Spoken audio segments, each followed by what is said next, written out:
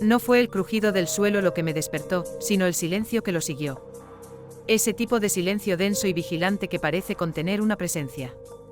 Abrí los ojos en la oscuridad de mi nueva casa, ese lugar que debía representar mi nuevo comienzo, pero que ahora, a las 3:47 de la madrugada, se había convertido en una trampa de sombras y ángulos desconocidos. Contuve la respiración, intentando distinguir entre los sonidos normales de una casa antigua y algo más, algo que no debería estar ahí. Me mudé a esta casa alejada tras mi divorcio. Un lugar para sanar, había dicho mi hermana Laura. La distancia te dará perspectiva. Lo que no mencionó es que la distancia también te aísla, te convierte en un objetivo fácil. El primer día que recorrí la propiedad, el agente inmobiliario, un hombre llamado Vázquez, no paraba de hablar sobre el potencial y el carácter de la casa, términos que ahora reconozco como eufemismos para necesita reparaciones urgentes y tiene una historia problemática. Pero el precio era inmejorable y yo necesitaba alejarme de todo. La casa ha estado vacía un tiempo, comentó Vázquez mientras recorríamos el pasillo principal. El anterior propietario tuvo que marcharse repentinamente. ¿Problemas familiares?, pregunté. Su sonrisa vaciló durante un instante casi imperceptible. Algo así. Mire qué vistas desde aquí. Debí haberle presionado más. La primera semana transcurrió sin incidentes. Me dediqué a limpiar, a ordenar, a hacer mía la casa. Disfruté del silencio, de la ausencia de discusiones, de la libertad de no tener que justificar cada decisión. Incluso las llamadas de Laura, cargadas de preocupación apenas disimulada, me parecían intromisiones innecesarias. ¿Has conocido ya a algún vecino?, me preguntó durante una de nuestras conversaciones. No hay vecinos cercanos, respondí, sintiendo cierto orgullo por esa soledad que había buscado. Eso no es bueno, Ana. Necesitas tener a alguien cerca en caso de emergencia. Tengo el teléfono, Laura. Y disfruto de la soledad. Su suspiro atravesó la línea como una corriente fría. Prométeme que tendrás cuidado. Fue al día siguiente cuando noté las marcas. Pequeñas muescas en el marco de la puerta trasera que daba al jardín. Podrían haber estado ahí siempre, pero algo en su disposición me inquietó. Parecían recientes y formaban un patrón demasiado regular para ser accidentales. Revisé las cerraduras. Estaban intactas. Aún así, esa noche coloqué una silla bajo el pomo de la puerta de mi habitación antes de acostarme. A la mañana siguiente me despertó el timbre del teléfono. Era Laura. ¿Te desperté? No importa, mentí, frotándome los ojos. ¿Qué pasa? Quería avisarte que estaré incomunicada unos días. Voy a un retiro en las montañas, no habrá cobertura. Mi estómago se contrajo con una ansiedad repentina. ¿Cuántos días? 3, quizás 4. ¿Estarás bien? Por supuesto, respondí con más firmeza de la que sentía. Disfruta tu retiro. Después de colgar, me quedé mirando el teléfono. Era irracional sentir miedo solo porque mi hermana estaría inaccesible unos días. Decidí que era el momento perfecto para socializar un poco. Conduciría hasta el pueblo más cercano y tomaría un café en alguna cafetería local. El pueblo de Encinares estaba a unos 20 minutos por una carretera sinuosa. Era más pequeño de lo que recordaba, apenas unas cuantas calles principales y edificios bajos de piedra gris. Aparqué frente a una cafetería llamada El Descanso y entré. El local estaba casi vacío. Una mujer mayor limpiaba las mesas, y un hombre de mediana edad leía el periódico en una esquina. Me senté cerca de la ventana y pedí un café. ¿De paso por el pueblo?, me preguntó la camarera mientras servía. No exactamente. Me he mudado a la Casa de los Pinos, a las afueras. La mujer detuvo el movimiento de su mano por un segundo, tan breve que casi lo imaginé. Casi. ¿La casa de los Herrera? Vaya. ¿Los conocía? ¿A los anteriores propietarios? Miró hacia el hombre del periódico antes de responder. Todo el mundo conoce a todo el mundo aquí, cariño. Es un pueblo pequeño. ¿Y qué les pasó? El agente inmobiliario fue bastante vago. La mujer se limpió las manos en el delantal con movimientos lentos y deliberados. Asuntos familiares. Nada que deba preocuparte. Su sonrisa parecía forzada. Disfruta tu café. Cuando se alejó, sentí una mirada sobre mí. El hombre del periódico me observaba por encima de las páginas. Nuestros ojos se encontraron brevemente antes de que volviera a su lectura. Terminé mi café rápidamente y pagué. Al salir, noté que el hombre también se levantaba. Lo observé por el reflejo de la ventana de la tienda de enfrente. Estaba siguiéndome.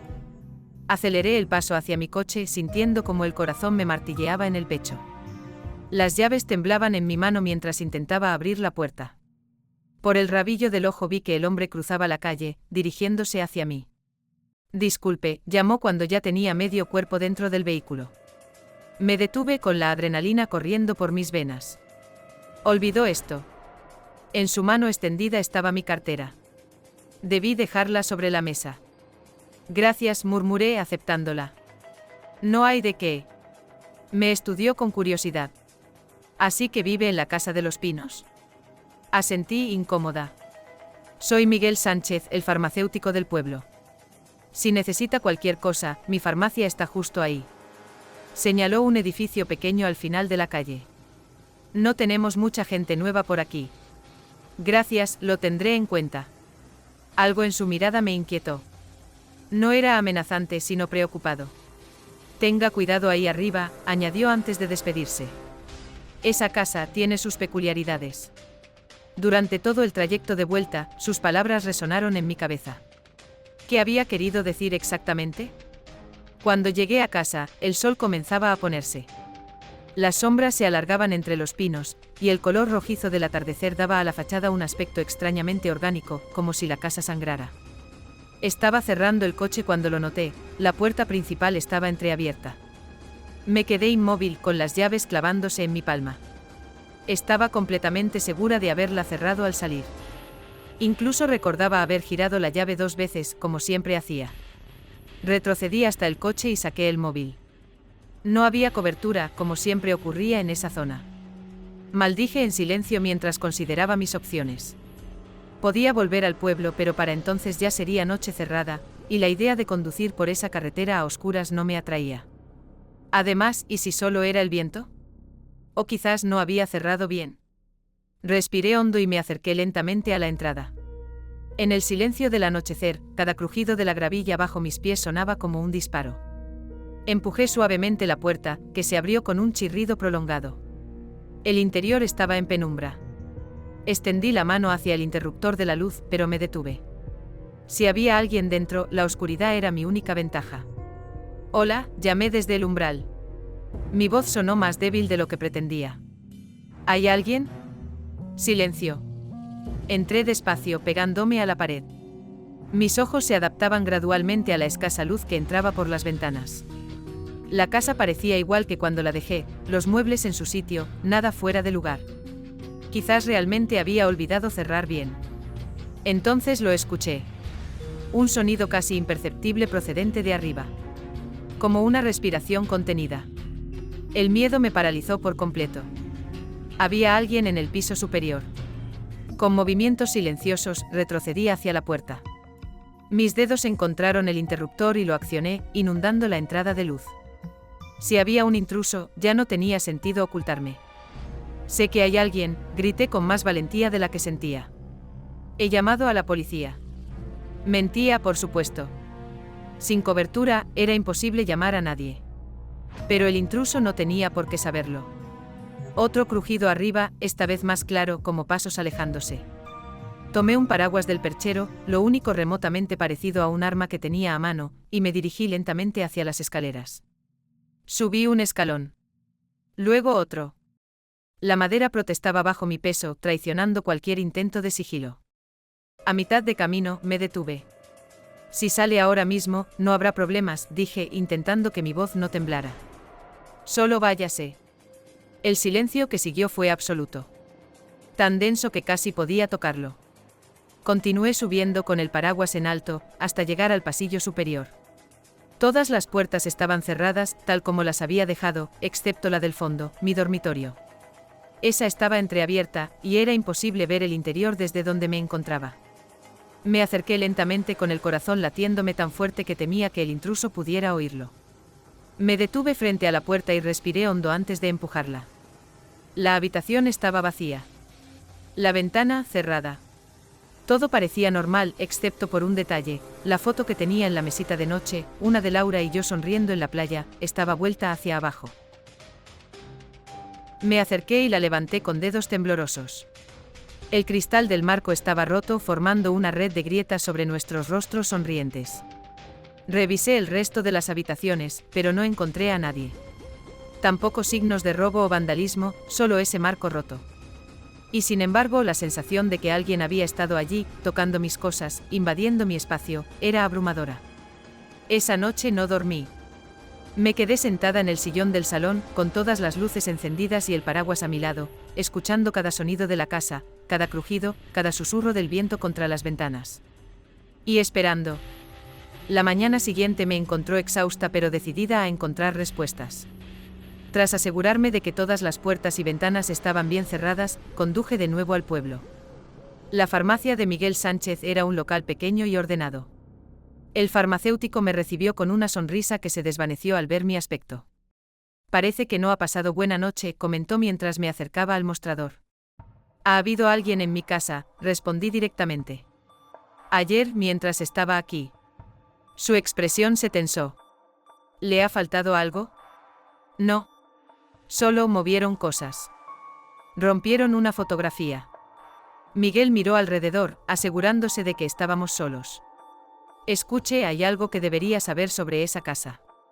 Los Herrera no se fueron voluntariamente. Un escalofrío me recorrió la espalda. ¿Qué quiere decir? Comenzó como lo que le está pasando a usted. Pequeñas cosas. Objetos cambiados de lugar. Ruidos por la noche. Al principio pensaron que era su imaginación, pero luego que insistí cuando se quedó callado. Comenzaron a recibir notas. Amenazas. Alguien les dejaba claro que no eran bienvenidos. Que la casa no era suya realmente. Y la policía no hizo nada. Miguel soltó una risa amarga. ¿Qué policía? La comisaría más cercana está a 50 kilómetros y sin pruebas concretas. ¿Quién podría hacer algo así? El farmacéutico se encogió de hombros. Hay rumores. Algunos dicen que el anterior propietario, un anciano que murió hace años, tiene familiares que creen que la casa les fue arrebatada injustamente. Otros piensan que es alguien del pueblo que no quiere forasteros. Yo no sé qué creer. Sentí que me faltaba el aire. Porque nadie me advirtió antes de comprar. El agente inmobiliario no es de aquí. Probablemente ni siquiera lo sabe. Y los del pueblo, bueno, no les gusta hablar de esas cosas con extraños. Salí de la farmacia con la cabeza dando vueltas. Parte de mí quería huir, vender la casa y olvidar todo el asunto. Pero otra parte, la más terca, la que siempre me había metido en problemas, se negaba a ser intimidada. De camino a casa, me detuve en una ferretería y compré cerraduras nuevas, una linterna potente y un bate de béisbol. Si alguien quería asustarme, se llevaría una sorpresa. Pasé el resto del día cambiando cerraduras. Para cuando terminé, el sol se había puesto y la casa se sumía nuevamente en sombras. Recorrí cada habitación encendiendo luces, comprobando ventanas, familiarizándome con cada rincón. Esta vez no me pillarían desprevenida. Preparé una cena sencilla y me senté en la cocina, con el bate apoyado contra la mesa. El silencio era tan profundo que podía oír el tic-tac del reloj de pared como si fueran martillazos. Mientras lavaba los platos, un movimiento en el jardín trasero captó mi atención. Una sombra que se deslizó rápidamente junto a la ventana. Me quedé inmóvil con las manos sumergidas en el agua jabonosa, los ojos fijos en la oscuridad exterior. Apagué la luz de la cocina para ver mejor y me acerqué a la ventana. El jardín estaba bañado por la luz de la luna, lo suficiente para distinguir las formas de los árboles y arbustos, pero nada más. No había movimiento. Quizás había sido un animal. Un zorro, tal vez. O mi imaginación sobreexcitada por todo lo que Miguel me había contado. Me sequé las manos y tomé el bate. Si había alguien ahí fuera, lo enfrentaría. Estaba cansada de tener miedo. Abrí la puerta trasera y salí al porche. El aire frío de la noche me golpeó el rostro, despertándome por completo. Escuché atentamente, pero solo percibí el susurro de las hojas mecidas por el viento. ¿Hay alguien ahí?, llamé. Si está intentando asustarme, no va a funcionar. Silencio. Di un paso hacia el jardín, y entonces lo vi, un pequeño objeto blanco apoyado contra el tronco del árbol más cercano a la casa. Me acerqué cautelosamente. Era un sobre. Lo recogí con dedos temblorosos y volví rápidamente al interior, cerrando la puerta con llave tras de mí. Una vez en la cocina, bajo la luz brillante, examiné el sobre. Era simple, sin marcas ni escritura en el exterior. Lo abrí y extraje una única hoja de papel. El mensaje, escrito a mano con letra pulcra y precisa, me heló la sangre. Esta casa tiene dueño. Márchate antes de que sea demasiado tarde. Me dejé caer en una silla, sintiendo como el miedo inicial se transformaba en rabia. ¿Quién se creía con derecho a amenazarme? ¿A invadir mi propiedad? ¿A intentar expulsarme de una casa que había comprado legalmente? Tomé el teléfono fijo e intenté llamar a la policía, pero la línea estaba muerta. Miré el móvil, seguía sin cobertura. Estaba aislada. Esa noche monté guardia en el salón, con todas las luces encendidas y el bate firmemente sujeto. Cada ruido me sobresaltaba, cada sombra parecía moverse. En algún momento el cansancio debió vencerme, porque desperté de golpe ante un sonido claro y cercano, pasos en el porche delantero. Me incorporé, desorientada. La luz grisácea del amanecer se filtraba por las ventanas. Los pasos se detuvieron frente a la puerta, seguidos de unos golpes suaves. Alguien llamaba. ¿Quién es?, pregunté acercándome con el bate en ristre. Soy Miguel, el farmacéutico. ¿Está bien? Entreabrí la puerta, manteniendo la cadena puesta. Era él, con expresión de genuina preocupación. ¿Qué hace aquí?, pregunté, aún desconfiada. Me preocupé cuando no regresó al pueblo ayer. Pensé en pasar a comprobar que todo estuviera bien. Miró el bate en mi mano. ¿Ha ocurrido algo? Le mostré la nota. Su rostro se ensombreció mientras la leía. Tiene que irse de aquí, dijo con firmeza. Esto va en serio. No pienso dejar que me echen de mi propia casa. No entiende, los Herrera también recibieron notas así. Cada vez más amenazantes. Y luego. Luego que insistí. Su hija desapareció. Durante 3 días. Cuando la encontraron estaba diferente. No hablaba, no reconocía a nadie. Sigue en tratamiento psiquiátrico. Miguel me miró fijamente. Se fueron al día siguiente. Un escalofrío me recorrió la columna. ¿Cree que está relacionado con la casa? ¿Con quién sea que envía estas notas? No lo sé. Pero no esperaría a averiguarlo. Nos quedamos en silencio, el peso de sus palabras flotando entre nosotros. Parte de mí quería hacer las maletas inmediatamente, pero otra parte se resistía. Toda mi vida había huido cuando las cosas se ponían difíciles. Mi matrimonio, mis trabajos, mis amistades. Siempre era más fácil empezar de nuevo que enfrentar los problemas. No voy a irme, decidí finalmente. Pero tampoco voy a quedarme sola. ¿Puedo pedirle un favor, Miguel? Puede llevarme hasta un lugar con cobertura telefónica. Necesito llamar a mi hermana. Laura llegó esa misma tarde, cancelando su retiro en cuanto escuchó mi voz temblorosa por teléfono. Miguel la guió hasta la casa, y para cuando llegaron, yo ya había preparado la habitación de invitados. «¿Estás loca?», fue lo primero que dijo al entrar, abrazándome con fuerza. «Deberías venir conmigo a la ciudad». «No voy a huir, Laura». «No esta vez». Miró a su alrededor, evaluando la casa con ojo crítico. «Es bonita, lo admito. Pero no vale la pena poner en riesgo tu seguridad. Por eso te he llamado. 2 somos más fuertes que una». Miguel se despidió prometiendo volver al día siguiente. Cuando se marchó, Laura y yo nos sentamos en la cocina mientras le contaba todo lo ocurrido con más detalle. «¿Y si fuera Miguel?», sugirió después de escucharme. «Aparece muy convenientemente cuando estás asustada, ¿no te parece?». No había considerado esa posibilidad. ¿Por qué haría algo así? No lo sé. Quizás quiere la casa para él. O conoce a alguien que la quiere. Entonces, ¿por qué me avisaría del peligro? Podría simplemente dejar que me asustara sola. Laura se encogió de hombros. Para ganarse tu confianza. O quizás es un enfermo que disfruta asustando a mujeres solas. La idea me inquietó, pero no parecía encajar con el farmacéutico amable que me había ayudado. Aún así, decidí mantener la guardia alta con todos. Esa noche, con Laura en la casa, dormí por primera vez en días. Su presencia me daba una sensación de seguridad que había estado añorando desde que llegué. Antes de acostarnos, revisamos juntas todas las puertas y ventanas, y dejamos luces encendidas en los pasillos. El sonido de cristales rompiéndose me despertó en mitad de la noche. Me incorporé de golpe, desorientada por el sueño. A través de la puerta abierta de mi habitación vi a Laura salir al pasillo, también alerta. «¿Qué ha sido eso?», susurró. «No lo sé. Venía de abajo». Tomé el bate y salimos juntas al pasillo. La casa estaba en silencio de nuevo, pero había una corriente de aire frío subiendo por las escaleras. «Alguien ha entrado», murmuró Laura. Bajamos despacio, yo delante con el bate preparado, ella detrás con la linterna. Al llegar al salón, vimos el origen del ruido. Una de las ventanas estaba rota, con trozos de cristal esparcidos por el suelo. «Llama a la policía», dije. Laura corrió al teléfono, pero enseguida volvió. «La línea sigue muerta».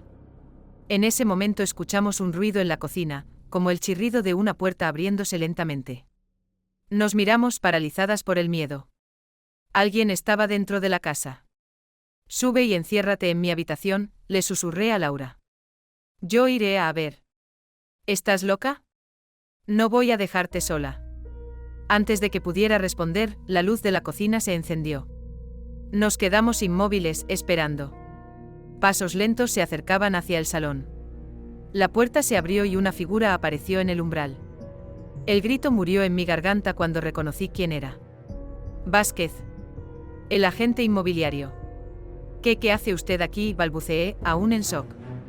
«Lo siento», dijo con una calma escalofriante. «No quería llegar a esto, pero me han dejado sin opciones». Dio un paso hacia nosotras. Vi que llevaba algo en la mano, un cuchillo largo y brillante. Laura se tensó a mi lado. ¿De qué está hablando? ¿Por qué ha estado acosándonos? Vázquez sonrió, una sonrisa que no llegaba a sus ojos. Esta casa era de mi padre. La vendió justo antes de morir, cuando ya no estaba en sus cabales. Yo estaba en el extranjero, no pude impedirlo. Su voz era monótona, como si recitara una historia muchas veces ensayada. He intentado que todos los compradores se marchen por las buenas. Los Herrera fueron más tercos. Un escalofrío me recorrió la espalda al recordar lo que Miguel me había contado sobre la hija de los Herrera. «Fue usted», susurré. «Lo que le pasó a esa niña». «No quería hacerle daño», respondió, y por un momento pareció sinceramente afligido. «Solo quería asustarlos. Que se fueran». Pero las cosas se complicaron. Dio otro paso hacia nosotras. Laura y yo retrocedimos, calculando la distancia hasta la puerta principal. «No tiene que hacer esto», dije, intentando mantener la calma. «Podemos llegar a un acuerdo. Puedo venderle la casa. Ya es tarde para eso. Han visto mi cara. Saben demasiado». Su mirada se desvió hacia Laura. «No debería haber venido». Todo ocurrió muy rápido. Vázquez se abalanzó hacia adelante. Levanté el bate instintivamente y golpeé, pero él era más rápido. Sentí un dolor agudo en el brazo cuando el cuchillo lo rozó. Laura gritó y empujó un mueble entre nosotros, ganando segundos preciosos. «Corre», me gritó, tirando de mí hacia la puerta. Salimos al exterior, la noche fría abrazándonos mientras corríamos hacia mi coche. Las llaves estaban dentro. «Por aquí», dijo Laura, señalando hacia el bosque. «Podemos escondernos entre los árboles hasta que amanezca». Corrimos con la respiración agitada y el corazón martilleando. Detrás de nosotras, la luz de una linterna comenzó a barrer el terreno. Vázquez nos perseguía. Nos adentramos en la espesura, agachándonos entre la maleza, intentando no hacer ruido. El haz de luz se movía erráticamente, a veces acercándose peligrosamente a nuestra posición. «Sé que están ahí», llamó Vázquez, su voz extrañamente tranquila. «No pueden escapar. Conozco estos bosques mejor que nadie». Laura me apretó la mano, indicándome que nos moviéramos más profundamente en el bosque. Avanzamos a gatas, intentando no pisar ramas secas ni mover arbustos. La luz se alejó momentáneamente. Nos detuvimos, respirando con dificultad. Tenía que haber alguna manera de salir de allí, de pedir ayuda. «Si llegamos a la carretera principal», susurró Laura. «Está a más de 1 kilómetro», respondí. «Y tendríamos que rodear toda la propiedad». De repente un haz de luz nos iluminó directamente. Vázquez estaba a pocos metros, sonriendo. «Aquí están», dijo suavemente. Lo que sucedió a continuación quedó grabado en mi memoria como una serie de imágenes fragmentadas. Laura lanzándose contra Vázquez. El destello del cuchillo. Un grito ahogado. Sangre. Yo corriendo hacia ellos, golpeando a ciegas con una rama caída. Vázquez tambaleándose. Una caída. El sonido sordo de un cuerpo golpeando el suelo. Cuando finalmente me atreví a mirar, Vázquez yacía inmóvil. La rama que había usado como arma tenía un extremo afilado, de donde se había quebrado. Ese extremo ahora sobresalía del pecho del hombre. Laura estaba arrodillada a unos metros, sujetándose el costado, donde una mancha oscura se expandía rápidamente. Laura, me acerqué a ella, el pánico amenazando con paralizarme. Aguanta, voy a buscar ayuda. No me dejes, su voz era apenas un susurro. No me dejes sola con él. Miré el cuerpo de Vázquez. Parecía muerto, pero no podía estar segura. Luego a mi hermana, pálida y temblorosa. Tengo que sacarte de aquí, decidí. Con esfuerzo, la ayudé a levantarse. Caminamos lentamente hacia la casa, cada paso una tortura para ella. La luz del amanecer comenzaba a filtrarse entre los árboles, dando al bosque un aspecto irreal, como si despertáramos de una pesadilla. Al llegar a la casa, la acosté en el sofá y busqué frenéticamente el botiquín de primeros auxilios. La herida era profunda, necesitaba atención médica urgente. Voy a llevarte al hospital, dije, presionando una toalla contra la herida. Aguanta. ¿Y Vázquez?, preguntó débilmente. Creo que está muerto. La palabra sonaba extraña en mi boca. Fue en defensa propia. Tenemos que contárselo a la policía. Laura asintió levemente, los ojos cerrándosele por momentos. La preocupación me carcomía. Necesitaba ayuda inmediatamente. Estaba por levantarme cuando escuché un ruido en la entrada. Alguien llamaba a la puerta. Me quedé paralizada, el miedo volviendo a apoderarse de mí. ¿Y si Vázquez no estaba muerto? ¿Y si tenía cómplices? Los golpes se repitieron, más fuertes esta vez.